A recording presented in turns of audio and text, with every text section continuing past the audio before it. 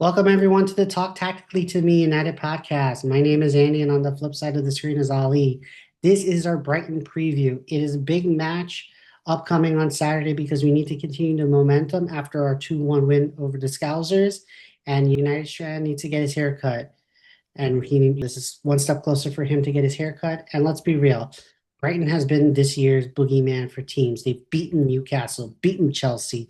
I think they drew against Man City or even beaten Man City. So they are a dangerous team. That's this year's Giant Slayer, whatever you want to call it. Brighton has been a good team. So this is again big match. This is our match preview. Ali, how are you doing for this upcoming match? How do you Yeah, I'm feel? good. It's a really big game. This is a pivotal moment for Ruben Amorim. He's gonna want to build on that incredible win at Anfield. Three in a row would be incredible for the players' confidence, just for the feel around the club. And then you're going to Forest away. I know that they won in the Europa League. We want to get some momentum, and we haven't had that under this manager, and he's been here for a year. So it's not going to be easy. Brighton beat City, beat Newcastle. They had a mad send off against Chelsea. They've gotten some really good results, and they're what you would probably call a pure footballing side. And they've been our boogeyman for a while. So We haven't won. They've come to Old Trafford the past 3 years, beaten us three times and scored three goals for each game. I So was there for the last one. It was not nice at all. When I witnessed that two-man midfield, it was so bad. Watching it at Old Trafford, I'm just like, the two midfielders didn't have a clue what they were doing. I remember watching Mainu and I was just like, he's just running around the pitch like crazy. But Brighton, tough game. It should be different now that we have Cunha and Mbumo. I feel very confident with having those types of players in the team. And it's quite nice how we have Mount in there as well. So we can have Sesko starting off the bench. I'm sure we'll go into the lineup. It's a critical moment. This is, dare I say, make or break for Ruben Amorim. And I don't mean like break, like if we don't win, like sack him. It's just the highest of high is winning at Anfield. So back that up. Players get locked in and trying to get that result, man. totally agree. I think he's gotten a little bit of slack. I think the noose is not so tight around Ruben Amorim's neck anymore because he's shown that he can adapt. We've talked about it in the past with regards to the different pressing schemes, personnel. We've complained multiple times about players should be dropped, but he seems like he's found most of his starting 11 and he's sticking to it. And now we're seeing the fruition of what's happening and what we're playing for one game a week. And what I mean by make or break, not necessarily a break and he gets sacked, but it's just you're going to break up all that momentum that you have. I don't think some fans that aren't happy with him, but we've been saying that there is a play style. He's even adapted it to that long ball style. And I really like us at Old Trafford. I do. I think there's a different feel there, almost. We got to make it back to our fortress. Which is mad to think that because it's been so long since that's really happened. I know under Ten Hag we had a decent his first year. It was decent, but it's just the feeling of the players, and I think it's to do with that press at the front and just with the quality when we went to Brentford. And I almost want the players to look at that Brentford performance day before, and just be like, if you don't come ready, teams in the Prem are going to punish you. And that guy Welbs, he loves to score against us, whatever team he's on, man. Danny Welbeck he is just upset that he had to leave his boyhood club under Van Gaal. So he's been on redemption tour. This is it. And Laurie has said from The Athletic that we wanted to sign him back last summer and the summer before. Just having that veteran quality goal scorer that come off the bench and nick one for you. And time again, he just, what's it called? He's ageless. He's like timeless because he's like 34, 35 and still can nick. You get you 5 to 10 goals overall. starting games. He's And not just coming off the bench, right? he's pressing too. He's always Right, been good at pressing. But at his age, that's very impressive. right. I'm kind of glad he stayed where he was because he's got more minutes at Brighton. I would have loved to see him back at United, but he just wouldn't have got the minutes. And I think he's a player that needs to play. To get that rhythm. Rooney coming off the bench, that's a weird Wayne Rooney. You get he's someone that needs to start the game. I'd say that about Danny Welbeck. All right. So now we're gonna go jump in. If you missed out on our Liverpool review, we had breaking news that we have partnered up with Y Scout to get clips, even though we're dealing with copyright issues from the Premier League on YouTube with regards to that. So the fight's still continuing for that. But we are trying to find a way around to get it out without getting hit copyright. But again, Y Scout has been giving us the clips. We're able to draw it down. But today, for our match previews, they've also come out with match reports. So we're going to share these on our match previews to give you a sense of the team that United's going to be facing in terms of their formation, key stats, anything like that, so we can give you guys a good idea of how they're going to play and then how we're going to hopefully attack them and overload and try to win that game. We'll switch from the scouting report to the tactical board, give our predictions, and hopefully United can get 3 points this coming Saturday. So I'm going to pull up the dreaded game from last year or last season, the 3-1 win, Brighton over United at home.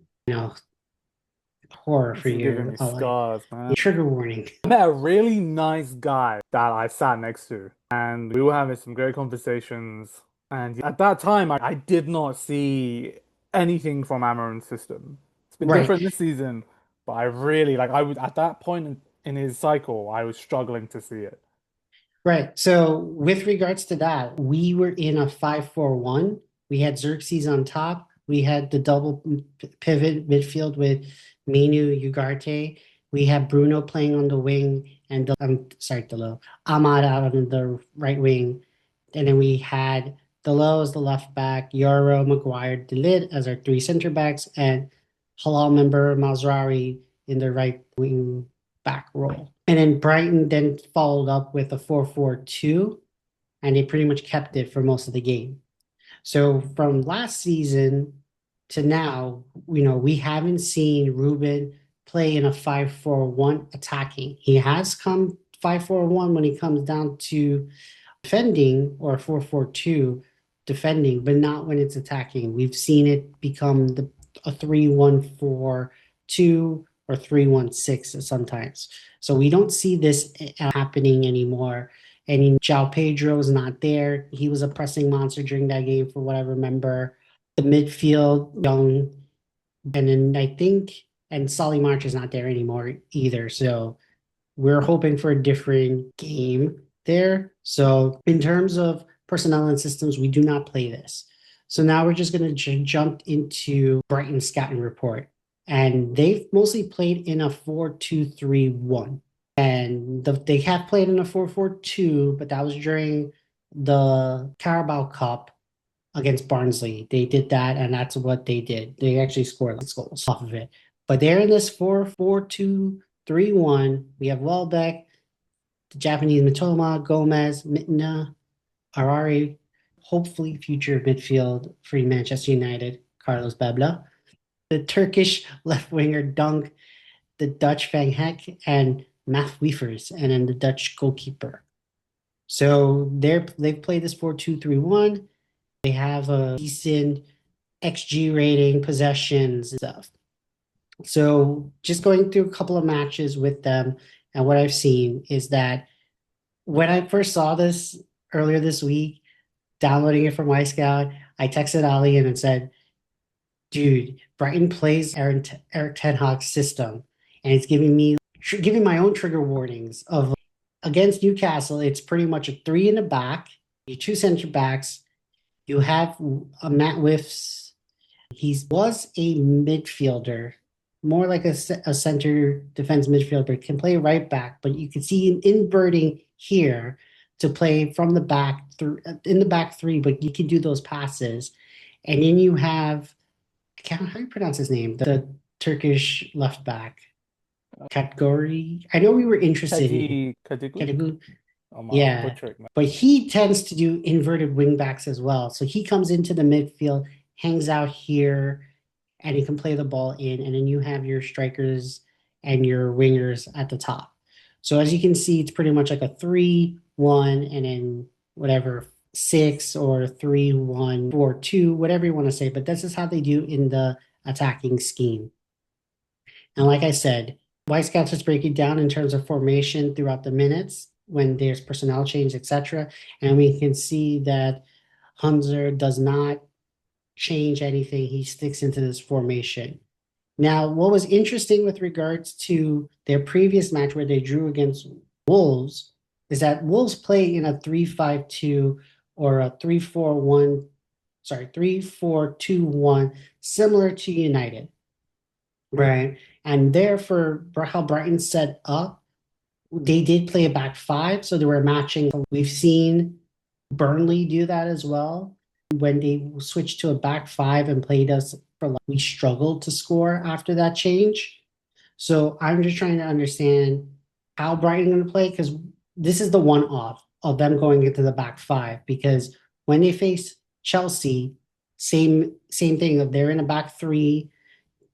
This one was a little bit more of two center midfielders and all the attacking players up in front, and they scored 3 goals. So these are just some examples of where I think that if they're going to be consistent with how they breaking down quote unquote top 6 teams is with the back three and then inverting wing backs or and fullbacks, whatever it may be, and then you have the wingers attacking down and they press with the midfield. We can expect them to do the same setup. But if they want to match for at least know that they can play a back five and be thoughts with regards to that, Ali. Looks like they compact the midfield, right? And I think it's important that we would have Mount and Cunha playing in this game. So that would mean Sesko's on the bench. Because what I liked about Liverpool is we had those, we had Mbumo, Mount, Cunha, and Fernandez all in that midfield, creating a box. I like that. I think that that gives us some presence in the midfield. From what I've seen in the highlights is that they can go pretty direct sometimes. In terms of passing through the lines, I think they're a dangerous team when it comes to that. They're very intricate in playing. Got Is Ruta, the number 10? He's a very talented player.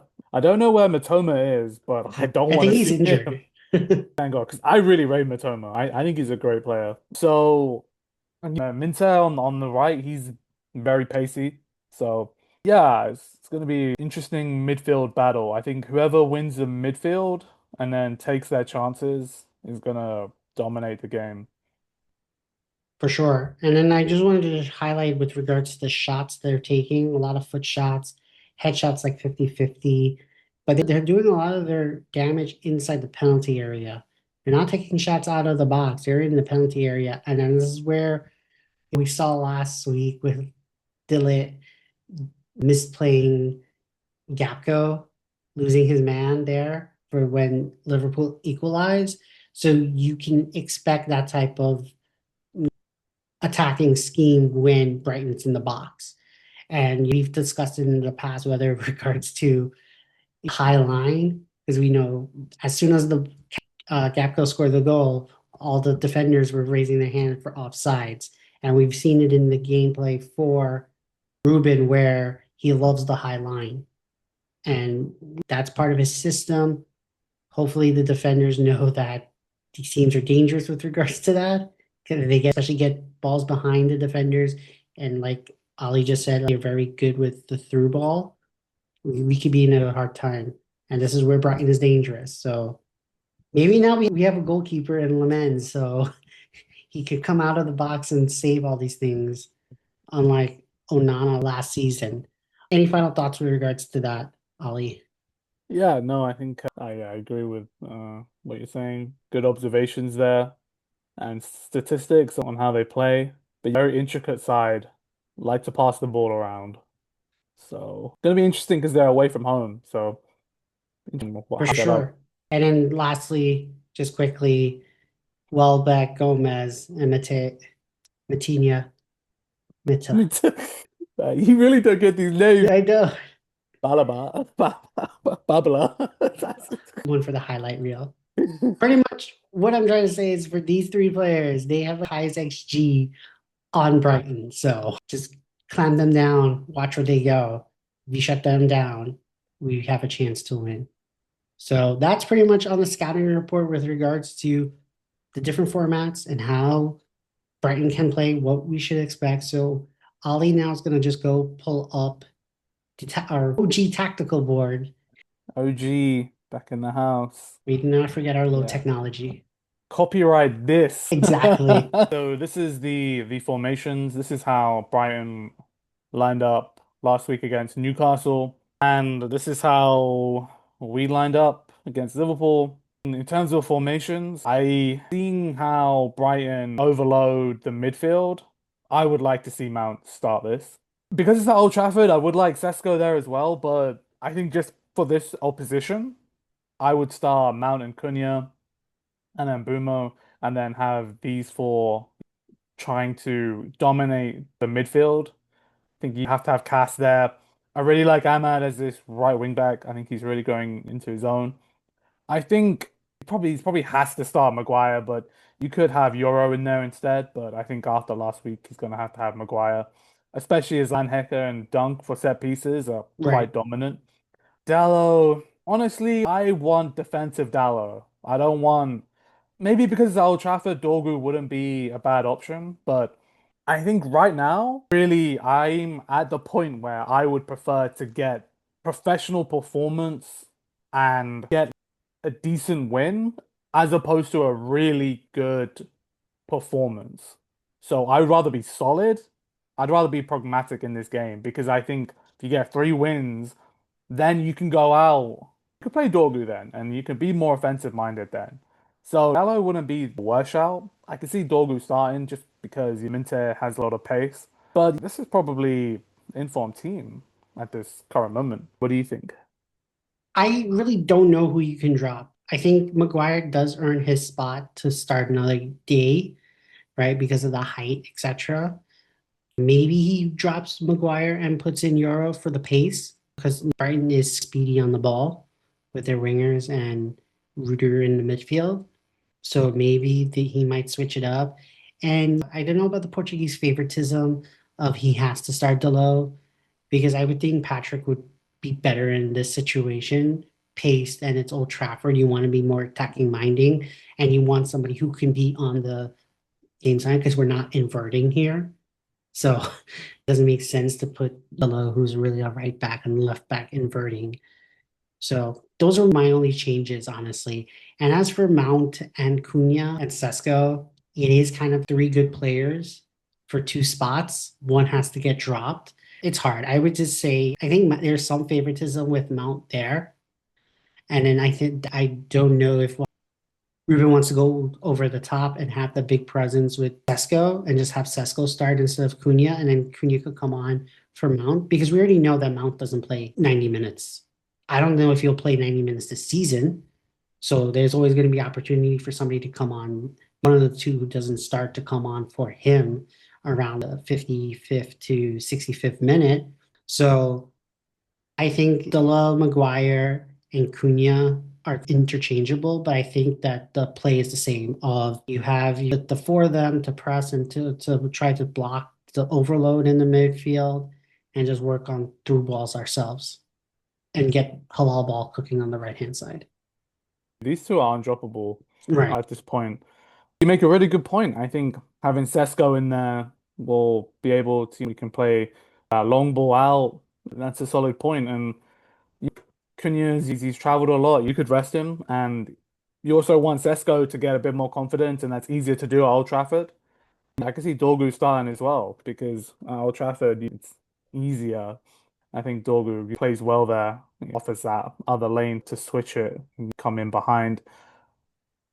Something I've noticed about Brighton and just a couple of the highlight videos I've seen is like he really presses high. He does.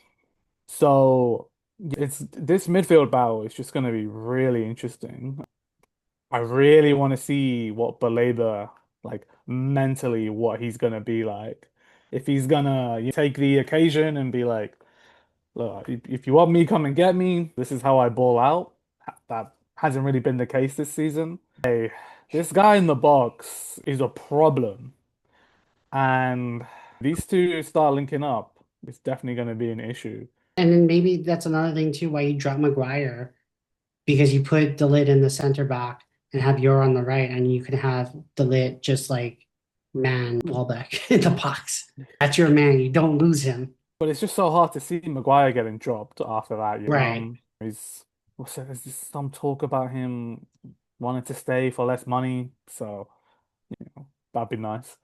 But it's gonna be this midfield battle is gonna be interesting. In terms of a score, honestly, I know it's a cop-out score, but 2-1. If there was ever a 2-1 game, I feel like this would be it.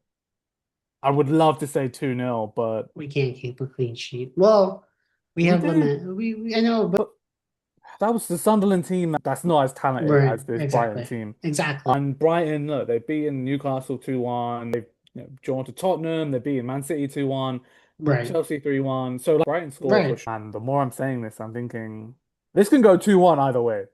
Either way. And Both if teams are we scoring. 3-1 or 4-1 if someone loses their head.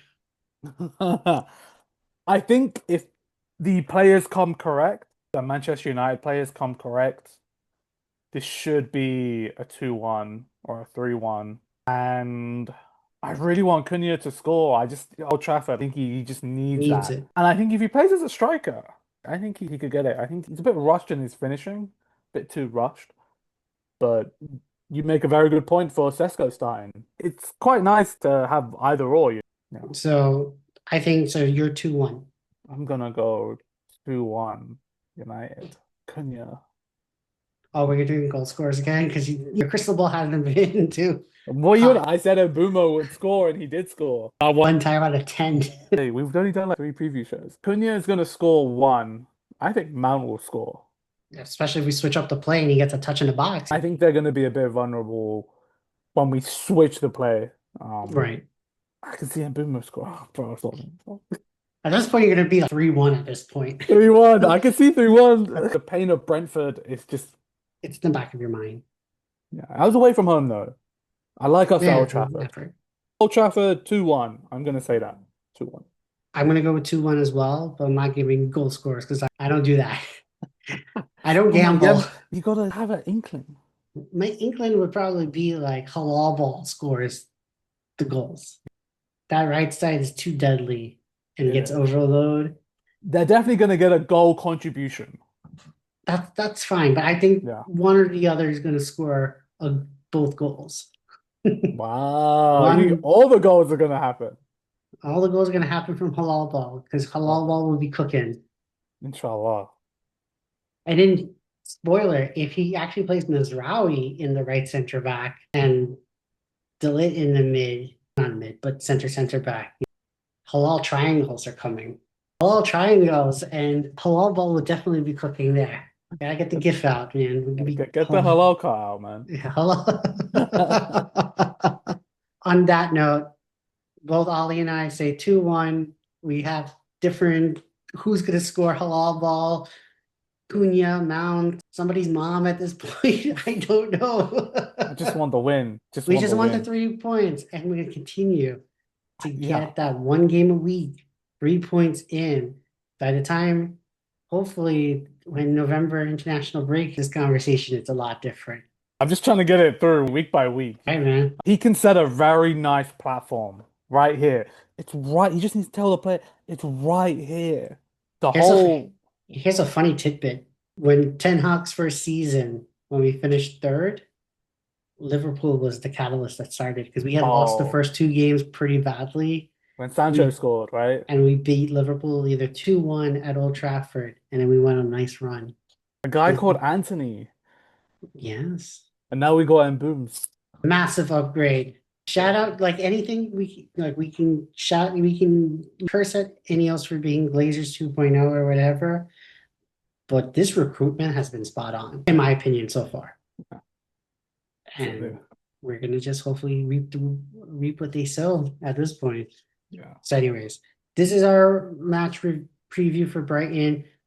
Catch us after the match. We will have our full breakdown. Hopefully, we will not get hit with another copyright on YouTube from the EPL. We Break, will man.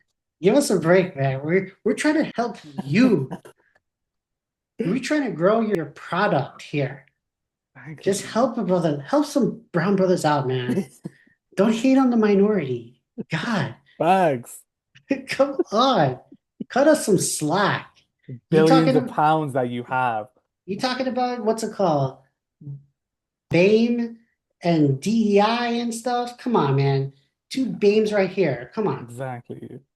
Let's get it going. But anyways, like, subscribe, give us a comment, keep listening, and we will catch you on our post Brighton review. So have a good one, everyone. Later. Peace.